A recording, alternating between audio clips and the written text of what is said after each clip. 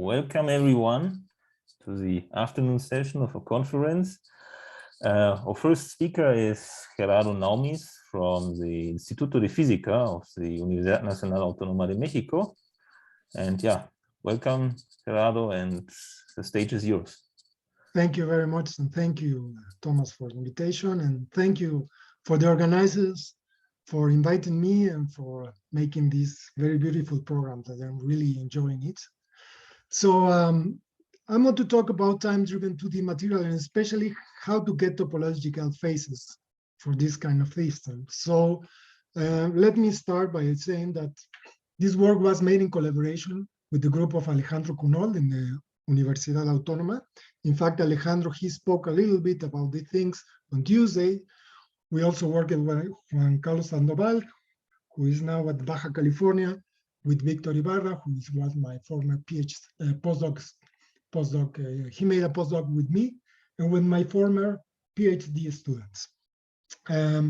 So basically, the outline of my talk is the following. I'm going to talk just a little bit about 2D materials, because I know that a lot of people have been speaking about this. I'm going to talk about time-driven 2D materials, topological properties from how to get topological properties from time, which is not very usual. So I think it deserves some work, especially from the point of view of foundations, which is one of the main topics of this meeting. I'm going to talk about the topological properties of time-driven strain, and then give some conclusions. So let me start. Why time? Well, the reason is simple. Real interaction with materials involve time. So for example, one can put graphene in a substrate and in the form the substrate, and this will involve time. Or we can have, for example, graphene and shine light on it. So the light is a space-time dependent phenomena. Or we can put sound waves in graphene, which is also strain time dependent fields. So there are a lot of problems that are important in that sense, because we really want to understand the properties, for example, electronic and optical properties of this system when they are driven by external fields that usually depend on time. And of course, we are going to see there are some foundational problems, and I'm going to talk about this. In particular, I would like to remind you that originally the very phases were obtained from time perturbation theory. And as for example, time reversal symmetry is fundamental for the topological properties of a quantum system.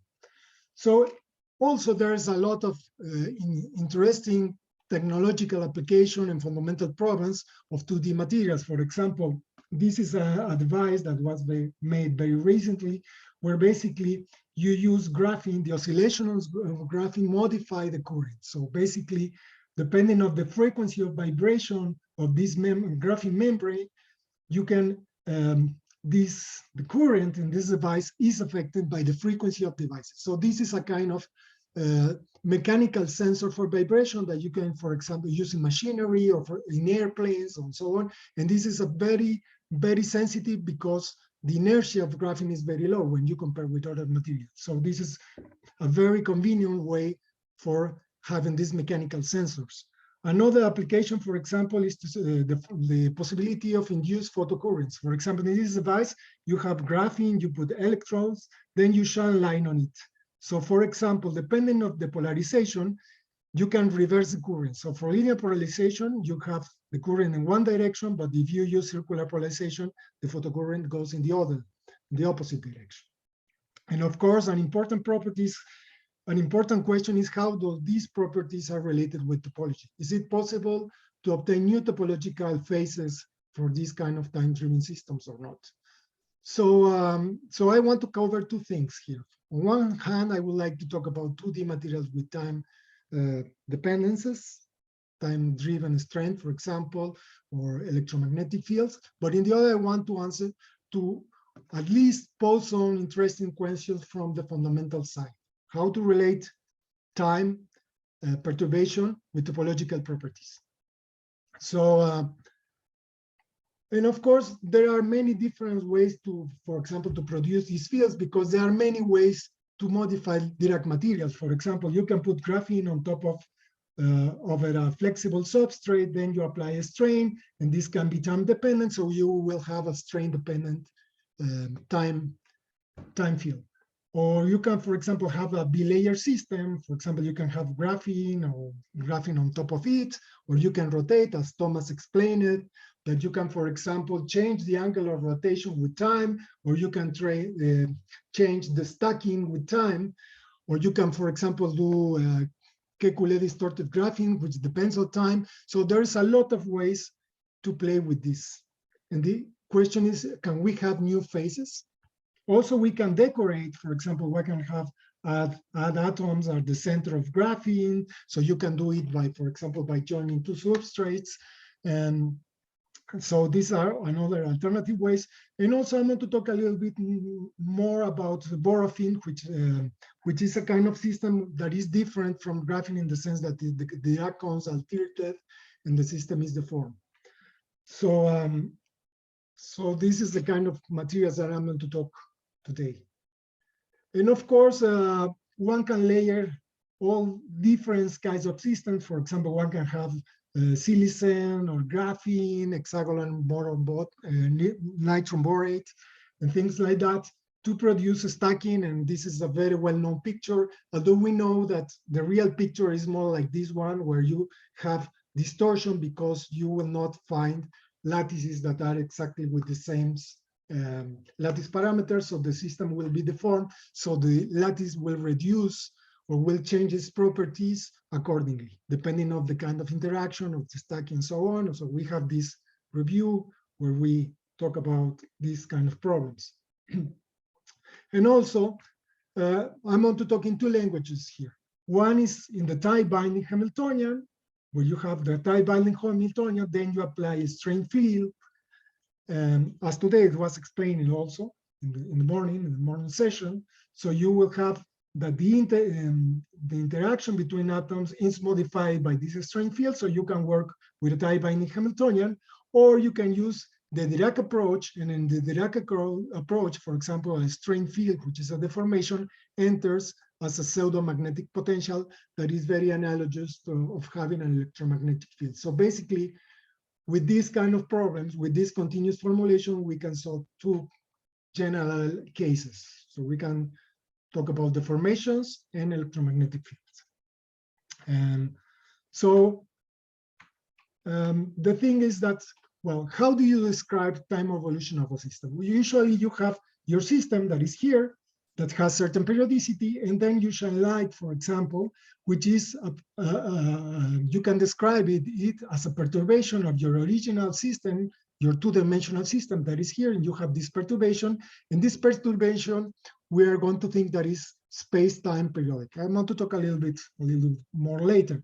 But the thing that you want to describe the properties of this system, which is made from the two elements, the material and the probe, you need to find the evolution of the wave function. In particular, if you're interested in the electronic properties, this will be the wave function of the charge carriers. So you want this, but to find the time evolution of the wave function, you need to find the time evolution operator. And this time evolution operator is given, since you have this sum of Hamiltonians without not necessarily commute, in general is given by this expression, where here you have the exponential of this integral of your Hamiltonian, and here you have this time order operator, which makes things difficult. So in fact, what people usually do is use time perturbation. For example, you begin to do some Feynman diagrams, and you sum some Feynman diagrams, or you go to zero-order perturbation theory, and that's it. So and for periodic system also, it's important to remark that in fact this operator will have the periodicity provided by the things that are here. So basically, if I have this period, which is capital T, I will have this relationship. And if eventually I can put all this information inside this expression, which is similar to this one, but now H is replaced by this effective Hamiltonian. So this effective Hamiltonian sometimes it is this operator is sometimes called the stroboscopic operator. If like if you are getting information of the system each period. So you only need one period to have the evolution of the whole system. But now, so this is the objective in part of this talk, to find this object. So how do you deal with this kind of problem with graphene? For example, you take the Dirac Hamiltonian for graphene that you can write in this way. And then if you want to consider the case of light, for example, you just basically add the vectorial potential of the light inside the momentum by using the minimal coupling. This is called the minimal coupling. And then you need to find the time of evolution, but basically what people do is to use perturbation theory. So if we go to first order, we will get, in fact, for graphene, the Fermi golden rule, which says that basically you need to find the matrix element between the conduction, the valence band wave function, and here you have the conduction band, and here you have this operator, which basically which tell you the probability of this transition. So if you do that, you will find in the case of graphene, so basically here we have the conduction, the valence band wave function. Here we have the conduction band states, and then light will induce a transition here. And it's important to notice that for a given cut, the system behaves here as a two-level system with a gap. So basically, we have this. So basically, we are computing for a given momentum of the electron, the transition rate to first order. Use the Fermi golden rule. If you do that, this is very successful. We get this prediction that the absorption of light is given by the Fine constant, and this is around 2.3% of the light. And something that is important is that it doesn't depend on the wavelength. And this is due to the shape of the matrix elements and to the density of the states of final, which is linear, basically. So this is flat. This is the theoretical prediction, and these are the experimental results. And this is very nice. In fact, this can be extended to more layers and works very nicely. And this is more or less well known. But the problem is that what happens if you put a very strong field? So this will not work. You cannot use first order perturbation theory. And there is also another important question, is that from a more fundamental point of view, it turns out that it is not true that perturbation theory is not valid for strong fields, but sometimes it's useless. That's the problem. So we need to go beyond perturbation theory if we really want to have to understand the effect of a stronger field. And also, there's a problem that the solutions that arrive from perturbation theory usually do not have the field periodicity. They violate something that is called the Floquet theorem. So let me explain a little bit what does it mean. Basically, you have a material. This material has a certain periodicity, but your probe also has a periodicity. And this is a space-time periodicity. Basically, your wave will depend on its wavelength and its frequency. And of course, this combination gives you the phase of the wave. So we will think that, in fact, the probe is periodic not in the space-time, let's say, in the phase of the wave. So that's the trick that we will use in most of our work, is instead of working in the space-time, we work with the phase of the wave. It's like moving with or riding the wave. We call it riding the wave. So what is the Floquet theorem? Well, in fact, the Bloch theorem is a particular case of the Floquet theorem. Basically, the Bloch theorem says, let us suppose that you have a periodic potential, you have a Hamiltonian that is periodic, so your solution has this form where you have plane waves, and these plane waves modulate a periodic function, and this periodic function has the periodicity of the lattice. Then you have bands, and these bands depends on the momentum here. And these bands have gaps, and these gaps are due to the fact that electrons that have wavelengths that are comparable to the distance between atoms, they get diffracted, and the group velocity is zero. Is that open gaps? So what about time periodicity? So let us suppose that we have a Hamiltonian, and then we put something that is, for simplicity, only time periodic. So you can prove, and this was made by Floquet, that the solutions are this has the same shape of the Bloch theorem. So basically, you have some functions that are periodic in time. You have something that plays the role of the energy, and this energy is called the quasi-energy. So you will have bands. So you will have bands, but now given by the time. So here we are dealing with two things: bands that come from space and bands that come from time. Okay. So some people talk about these time crystals. So it's like that. So what is the connection now with topological properties? So the connection is here. In fact, topological properties originally were based on time perturbation theory. How? And these raise some fundamental questions about how we deal with topological properties. So the idea is, if you look at, for example, Wikipedia, this is the kind of thing that you will read. Or this is the original thing that Berry did. You consider a system Hamiltonian that depends on a parameter, in this case, R, and this depends on time. So we are interested in the cyclic evolution of a system that goes from t equals 0 to 1 period. So basically, you are doing some perturbation, like, for example, like the Twolevel pump, yeah, when you change your field or something like that, but it's periodic, the change.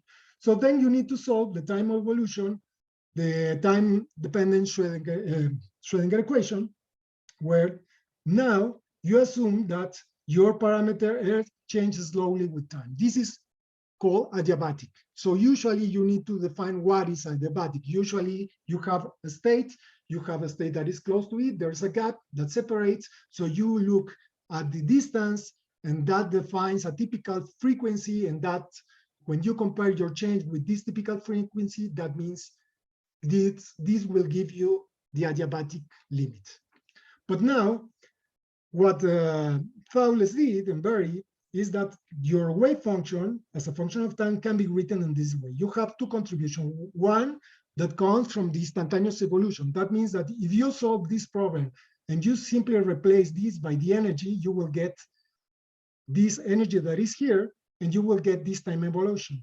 But then you get something extra, and this something extra will give you this phase that you can prove it that is related with geometry, and this is called the Berry phase. And the Berry phase is given if you go from 0 to t, is given by this formula. And now comes the magic trick that since your trajectory is parameterized by time, you can change this derivative on time. You can change this derivative on time using this rule.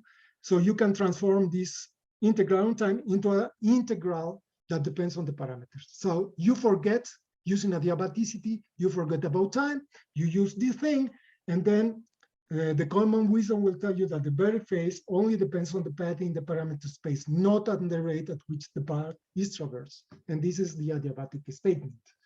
So basically, when you do a closed trajectory in the space of parameter, you are doing basically, you are in the time, you are looking for one period.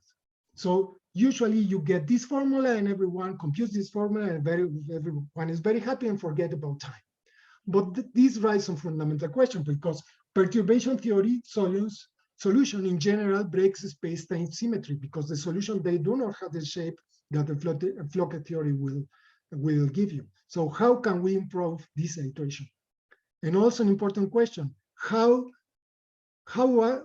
can we deal with the stronger fields? So we just forget about these kind of things or not? And there are also interesting questions for a two-dimensional system, because can we truly define an adiabatic process for Dirac cones? In the Dirac cone, we do not have a gap. So in fact, it doesn't have too much sense at first, in principle, to talk about adiabatic because there's no gap.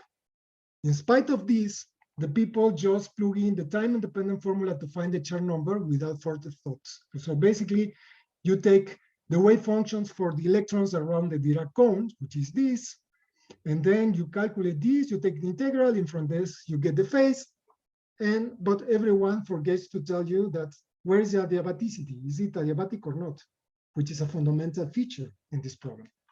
So how can we get from time evolution the electronic properties? Well, our approach that we are using now is the following. First, we solve the exact problem in time, And then you can go back and get the topological properties. How do you solve the problem? I'm just to, in this slide, share with you how we deal with this kind of thing. First is this method that we developed many years ago to treat with graphene, with electromagnetic waves, that we ride the wave. Basically, we surf the wave, we use a Floquet ansatz, but with the phase of the external probe.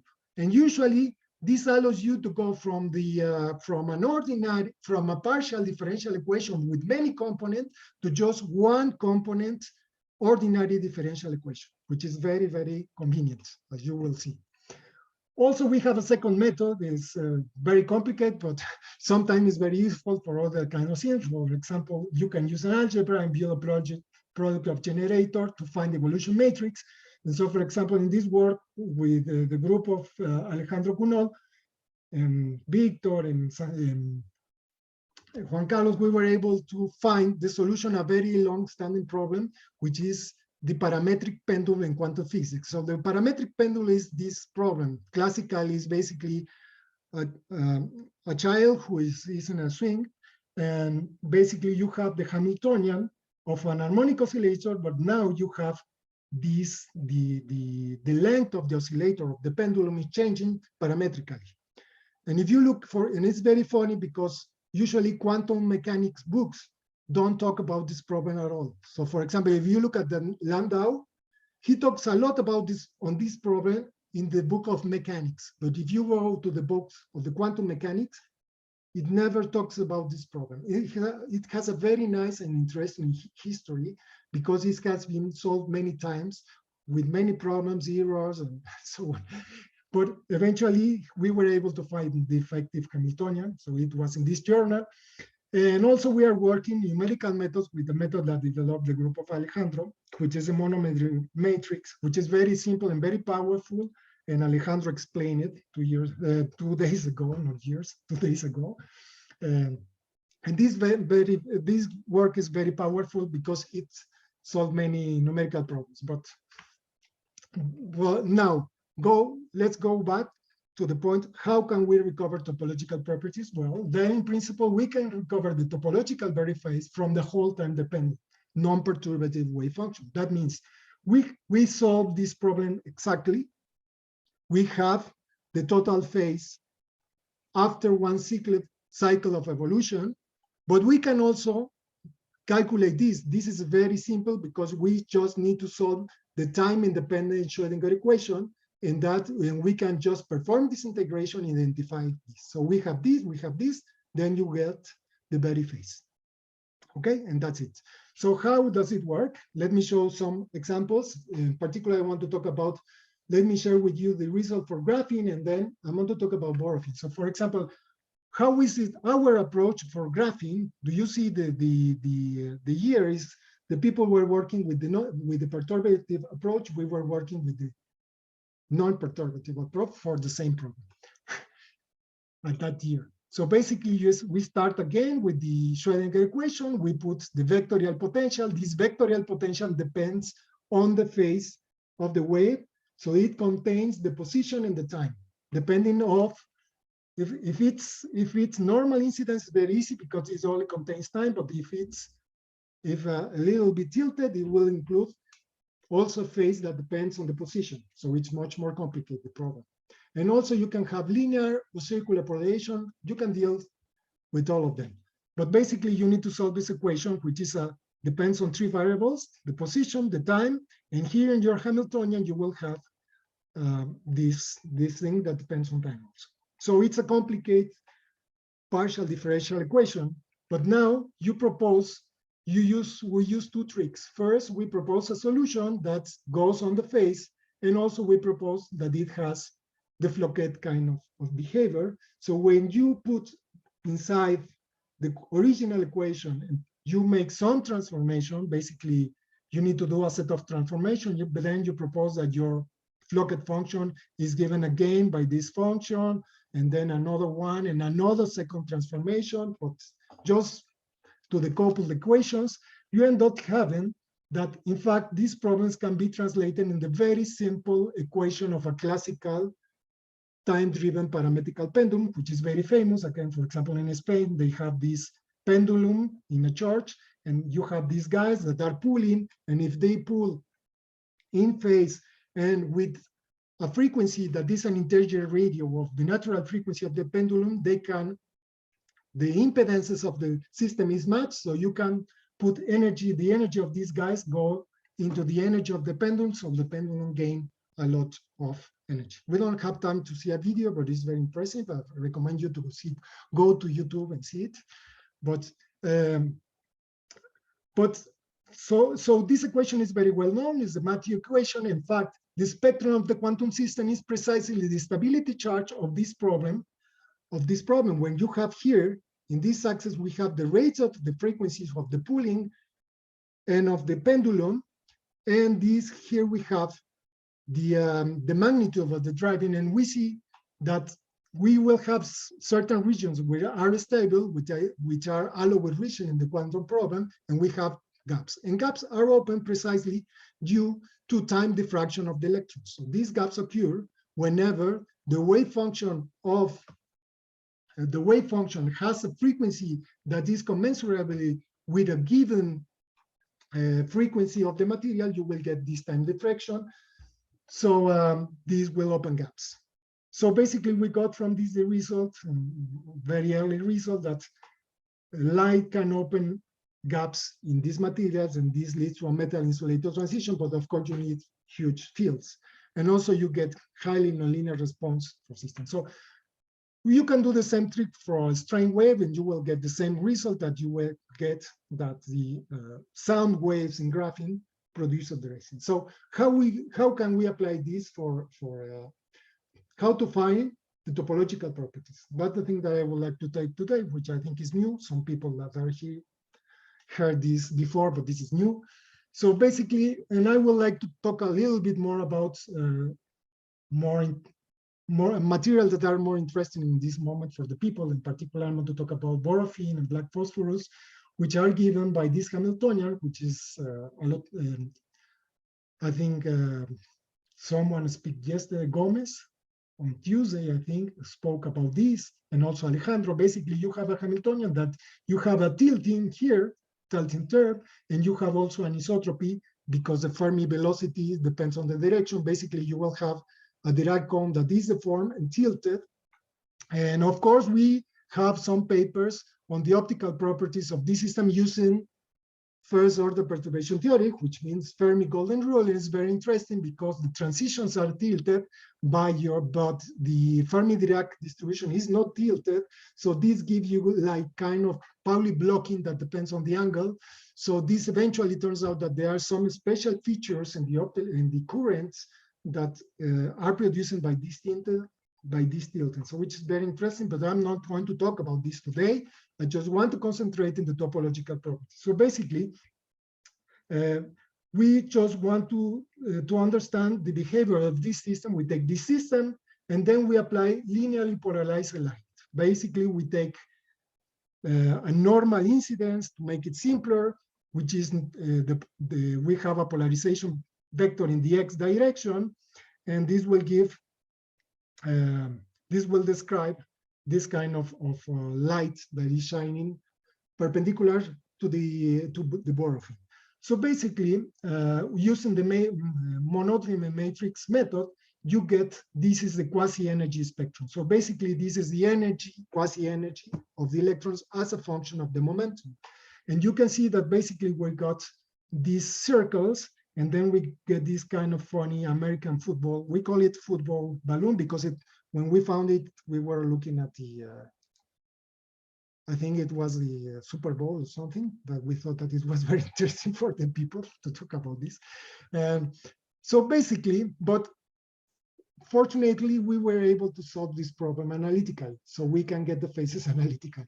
So basically, what we do, we propose a solution that has, again, the shape of the Floquet solutions, and we write the wave again.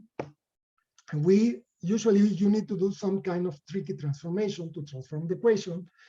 Basically, we took the spinor, which has two components. First, we propose a rotation. Then we propose that this solution then we propose, sorry, another thing that removes the tilting. So with this transformation, you can transform any tilted problem into a non-tilted problem. So this is nice because you can really return to the case of deformed graphene by using this transformation.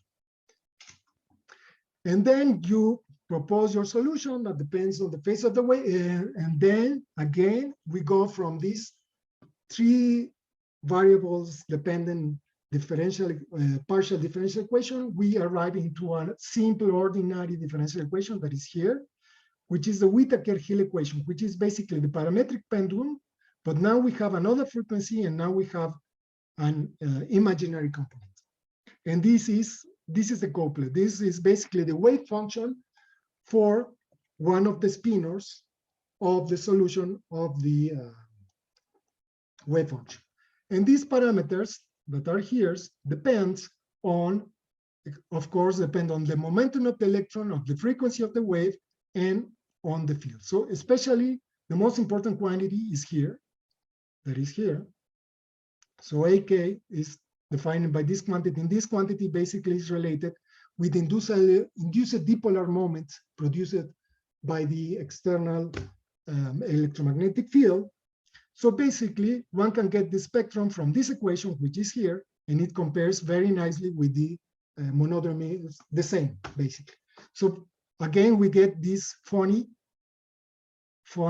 American football balloon inside here. So let me analyze the topological properties of this spectrum.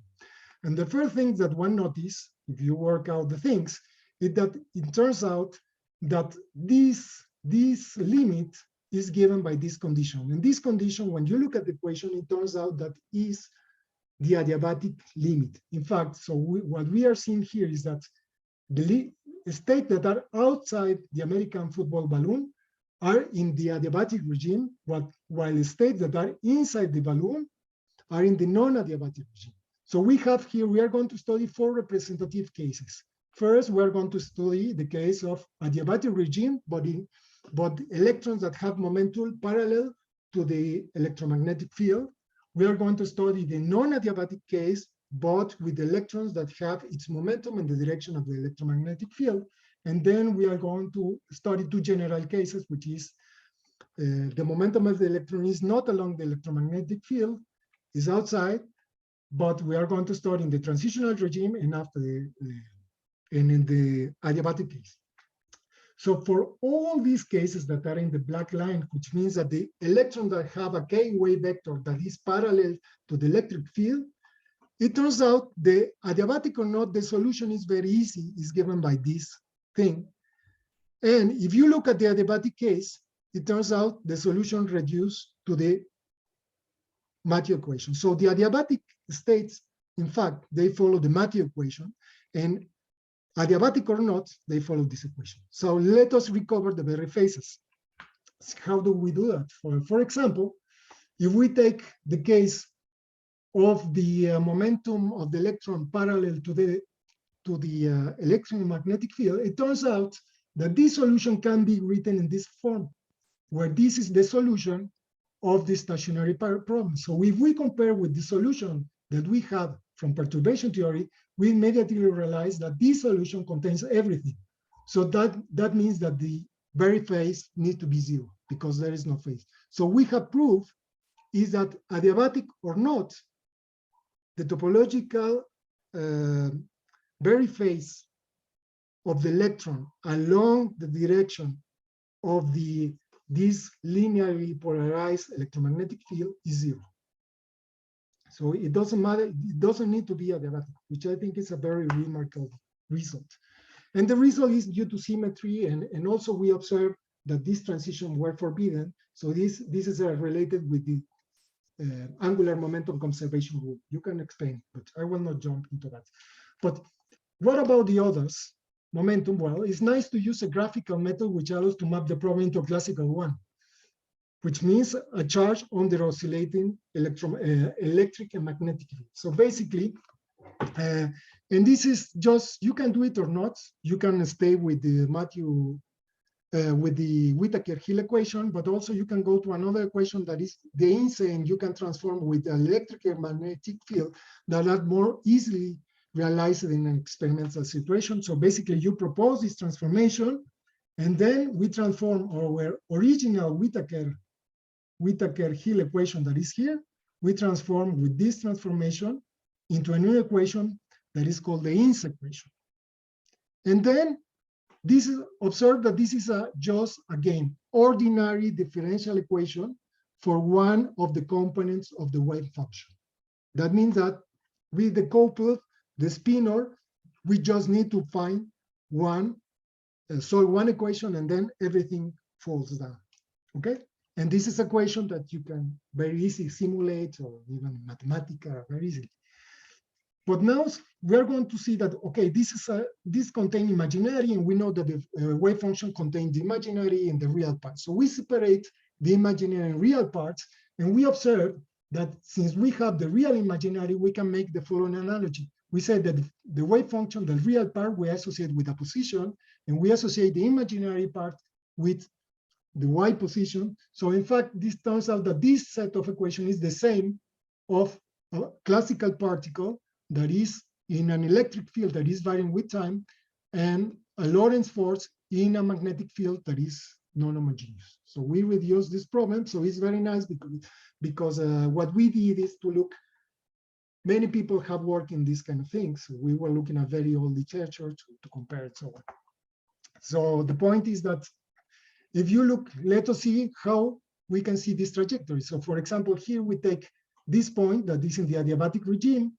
And in the adiabatic regime, if you look at the trajectories generated by this electromagnetic field, these are closed circles. If we look here, again, we have the same circle. It's the same. And this, we can prove that this comes from our solution is what you will expect. And also is what you will expect if your very phase is zero, for the reason that I will explain in a moment. So basically now, what happens if you go to the adiabatic region? In the adiabatic region, you will have the Mathieu equation, and the Mathieu equation you can solve it analytically. But now, if you look at the trajectories, by the way, these trajectories were produced using the, you can obtain them using the monodromy matrix, or you can do it analytically. So both of them are just basically the same. This is just for a checkup that everything is fine. So basically, we see that there is a precession of the orbit. And this is due to the fact that precisely your wave function now has a component. You start with an electron that is in the valence band, and you shine light, and you are not inducing transition, but you have a component in the conduction band.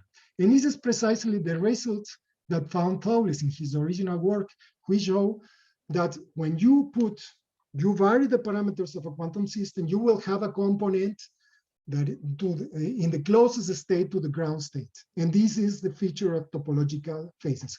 But here we see it as an orbital precession of the classical orbit. But what is interesting about this? Well, first, we can really make contact with the Twolevel results, but using non-perturbation theory. Yeah.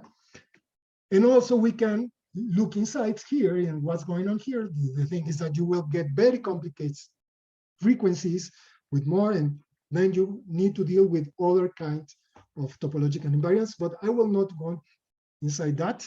Just I would like to summarize that we have presented an alternative method to find topological properties, including non-adiabatic cases. So this allows to find topological phase diagram from time evolutions. And this is very powerful, I think, because sometimes you will avoid problems that you will have, for example, if you try to define adiabaticity in graphene.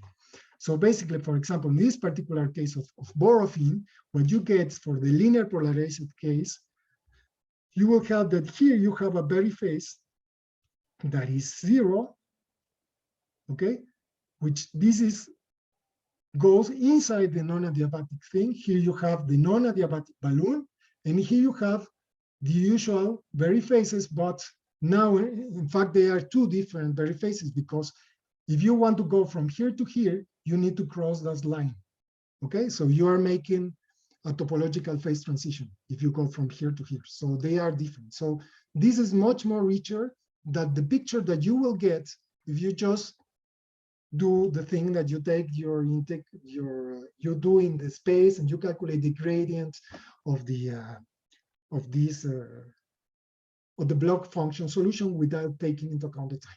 So of course we need to work more to compare with other methods, because this is a work that is going on, that we think that we're going to publish in a special number that some of you are publishing are going to publish in the same number of journal.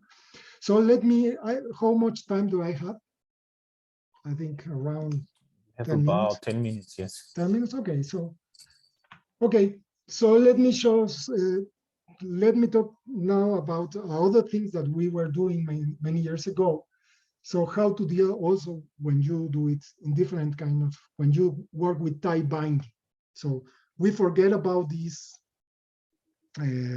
continuous models, and we are going to work about the tie binding with the strain. So basically what we have here, we are thinking, for example, in graphene, when we can rotate the substrate, it can be graphene, so we rotate graphene over graphene, time periodically, or we put a substrate like this.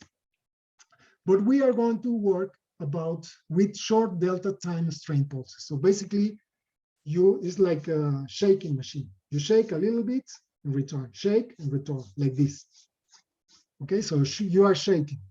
So it's like a washing machine. Okay, that's the cycle. And why we do that? Well, because as I'm going to show you, short delta time pulses are very easy to work on. So the time evolution operator is very easy to find, and it can be done experimentally if you look at the numbers.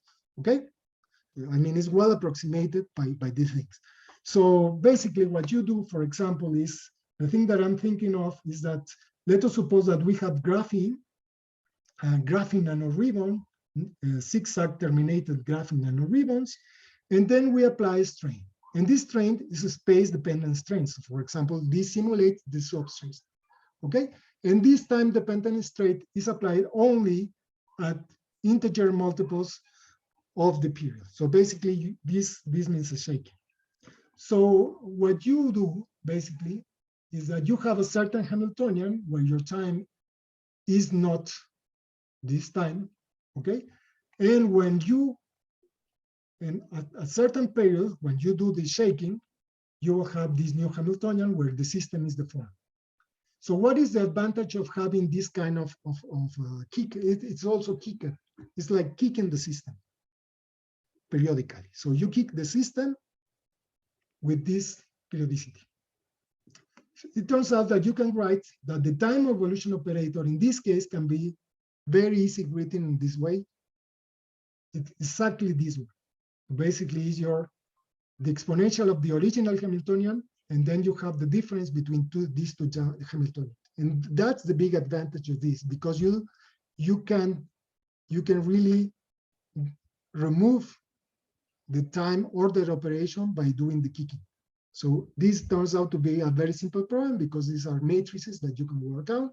So what we do, for example, in this case, we have also a method that transform any strain that is uniaxial in one direction. That means the strain of all the atoms that are in the same row is the same. So you can map into a one-dimensional system. So it ends up, the problems can be reduced simply at two chains that are deformed once you apply the kicking. So basically, the tie binding time-dependent hopping is given by this. You have your delta time that gives you the kicking in time, and then we apply space-dependent, which is periodic, but it can be non-periodic. But here is, we prefer to work with periodic, but it can be whatever you want, but you need to have it uniaxial. That means that the strain goes only in one direction.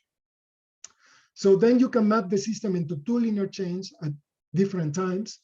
And as you have your strain in this direction is the same, that means you conserve the symmetry along this axis. So that means that this is a good quantum number. So eventually you can reduce this problem of short delta pulses with a substrate into the problem of two change. This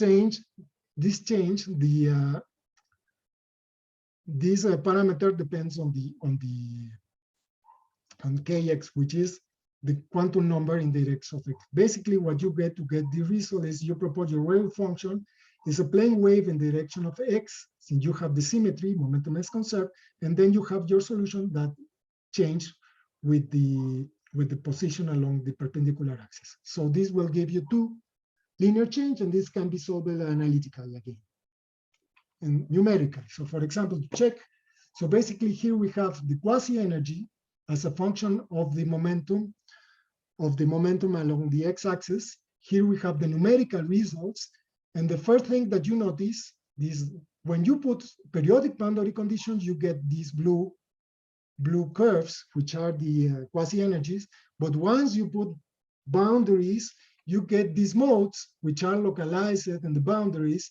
And the number of these modes depends on the frequency and depends on the frequency of the kicking, and also depends on the amplitude of the strain. So basically, for example, we get this number of pairs, and this is related with the number of cones, Dirac cones, that I will talk a little bit about. Basically, you can do the analytic results. How? Well, using the trick that I show here, that is here, you can calculate the effective Hamiltonian. You can do it analytical, everything, so you can find the effective Hamiltonian is given by this expression, where this is an effective Hamiltonian, normalize it, and it's given in terms of 2 by 2 matrices. So basically, if you, for example, let's say that you start with a system and then you increase the frequency of the kicking, you begin to see more and more Dirac cones that appears. So basically, but this is not, do not happen, it's not, this change, like, it's like a phase transition. You change the frequency, you still get two Dirac cones, then you hit certain value of the frequency, you have 4, then you increase more and more, you have, and it's like that. So you can many different Dirac cones. And these things has to do with the fact that sometimes when your quasi-energy spectrum reaches the Floquet boundaries, you get reflected modes, and then you get these new Dirac cones, and these new Dirac cones produce this state which we prove that are topological. In fact, the boundaries of the spectrum, the new Dirac cones can be found using some conditions that you find the intersection when this reflection occurs, and you get when you get these flat modes. So basically, by calculating this intersection, by the way, this is our theoretical prediction of the boundary, and these are the numerical simulations, so they agree perfectly. So basically, from this, you can build a topological phase diagram from the analytic effective Hamiltonian. What do I mean by topological phase diagram? Well, here we have the time, yeah, and here we have the strain, the amplitude of the space dependent strain. So basically, all these are different topological phases, and we also have 3 different kinds of topological modes.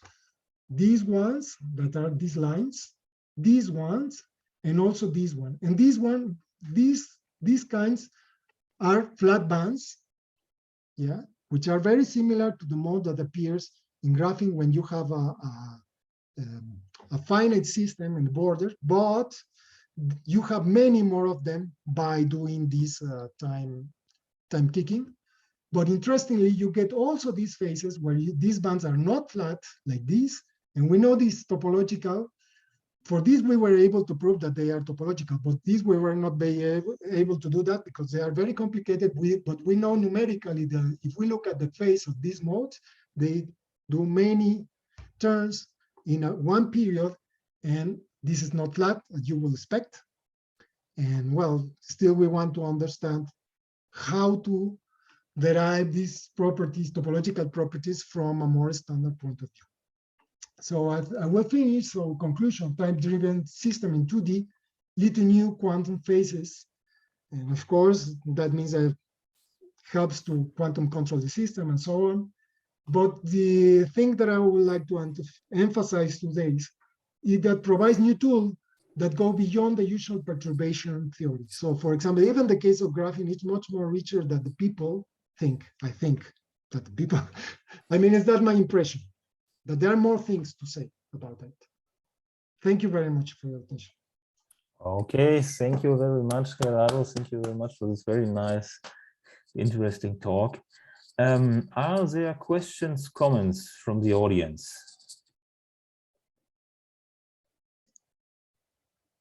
Andrés Gómez, si quieres. Yes. Really nice talk, Gerardo. It was very interesting. I have a question over the definition of the very phase on the non-adiabatic regime. So how could you say whether this phase is really geometrical in the aspect, in the sense that the rate at which you change the parameter does not changes this phase, and it just depends on the path? Well, the thing that I'm saying is that it doesn't depend on the rate at all, because it's always zero. It doesn't be fast or not fast. It doesn't depend on the rate. That's the thing about this line. Because when you identify the solution, when you compare the whole solution, you compare the whole solution with the solution that you will get for the instantaneous eigenvalues, you realize that this is the same. So that means that there is no an extra phase. So you can be sure that there is no extra phase, adiabatic or not. That's the thing. Yeah. Right? Maybe for this problem, it's not appropriate to ask that question, but no, I think it's a relevant question. Yes. And in fact, I think that there are many works that are wrong in that sense, because they never look at the evolution of the instantaneous evolution that you need to subtract. Mm-hmm. And I think it's a problem. I don't have time, but when I have time, I would like to go and really go deep to some articles to look at they forgot about this part. Yeah. Okay. Yes. Thank you. Okay. Thank you very much. There is another question from Nico Spack. Yeah. Hi, Gerardo. Thank you for the talk. I have a question. I have a general question to these systems. When I have a periodic driving, kind of periodic background or periodic potential, I should also have resonances that my system gets infinite energy from this driving, right? It's this kind of absorbs energy more and more and more, and it blows up at some stage. Is it so that by choosing the ansatz that we'll interested for periodic solutions, we just avoid that and all the solutions exist? Or how should I understand that? Well, first of all, Nicolas, thanks a lot for your comments, and thanks a lot for being so late. I'm so moved because of that, because I know that it's very late for you. So thank you very much for being here. It's very nice to see you. Yeah, that's a very interesting question. We always ask ourselves that question. Some people say that, for example, this kind of system will heat up, and some of the things is you are not able to see them because the system will get energy and they will heat up. That's a problem, yes, true. But more generally, it's the same, like the thing that is true, the system is getting energy, okay? The system is getting energy. So basically this parameter that is here, that means that it's not stationary because the energy is changing with time. That's it, the main thing here, because of course. But the thing is that the adiabaticity means that you are, after one period, you are getting certain amount of energy. So what happens when you have these resonances? Precisely the thing that I'm saying, that with resonance, you cannot have a block state because basically it blow up. So basically you will open a gap. And this gap is precisely the condition of resonance. In plasma, for example, this is called Landau damping, okay? So you will not have propagation because the electron will be diffracted, so they cannot absorb that energy. That's another way of seeing that. And another way of seeing that is that if you are not looking at these resonances, it's not fine-tuning, okay? Because classically, what you get is your system will blow up. If you look at any classical mechanics textbook, you will see the picture of this bridge and Tacoma Narrow that's just fall down because it was excited by resonance or earthquakes in Mexico City and so on. Yeah. But quantum system, they above that, how the electron just get diffract, so you don't need to care about that. You will not get solutions there. So you can forget about energy is not absorbed by them. That's, I will say that's the answer to your question. But if you look to electrons that are not following in this resonance condition, they are getting more energy. So basically, they're jumping from one Floquet zone to the other, to the other, to the other, to the other, and that they are getting energy. Yeah. And can I experimentally control that, or is it so that the I don't know, these frequencies which are stable lay so densely mixed with the other frequencies which lead to grow up that I cannot really control that? Is it? Yeah, that's a very nice question. Also, very nice and profound reasoning. And what is the difference between these systems and two-level system? The explanation is here. As I say to you, you can think about this problem as a two-level system. So this is, but in this kind of systems, you can choose another momentum and have other transitions. So first of all, when you look at resonance transition, for example, basically you are determining the frequency, but you want another thing. You want now a frequency, and you want to know if you can have, for example, other k vectors.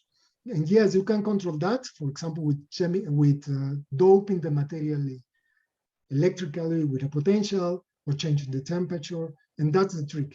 I mean, the main difference, you need to, I don't know if you are, I think I didn't explain it very clearly, but the main difference between two-level system and a general material is that here in a material, you have many different k vectors. So you have many possible resonance frequencies. That means that whatever the external, now I think I know how to explain it. Whatever the frequency of the external field, you can always get a pair of states that satisfy the resonance condition. Yeah, that's the way of seeing that. So how do you change that? Well, you need to inhibit that kind of resonance transition, for example, by doping or whatever. Yeah, thank you. Thank you. Oh, thank you for your question. Okay, there is another question from Raphael. Yes, thank you for the talk, Gerardo. It was a very nice talk. I really enjoyed it. And I have two questions. So I guess the first one will be about the last thing about strain and the kicks to the system. So in that system, when you do these analytical results, how do you know the states that you find topological? Do you check the just the phase, the very phase you get at the end, or do you have another way to do it? Well, we do it in three ways in phase. The first is this one, which is always give you basically, you take your program, you look at, you start with a wave vector, and you look, you make a plot of the phase, and you get this kind of diagram, so you can get it, okay?